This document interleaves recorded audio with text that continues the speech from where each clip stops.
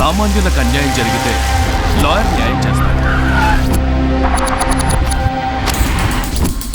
మరి అలాంటిది ఆ లాయర్కే అన్యాయం జరిగితే ఏం చేయాలి?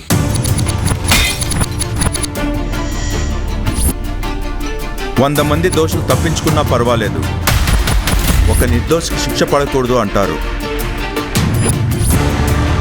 లాయర్గా సక్సెస్ అవ్వాలంటే బ్రెయిన్ లాజిక్ రెండే వాడాలి.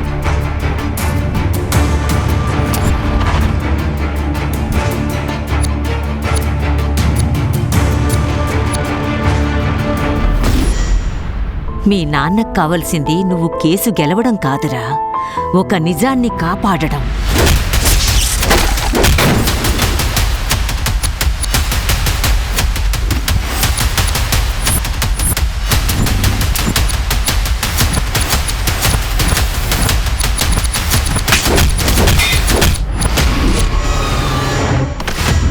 అంకుల్, ఆ నల్ల కోట్ వేసుకోవాలంటే ఏం చెయ్యాలి? ఆ నల్ల కోట్ వేసుకోవాలంటే లా చదవాలి.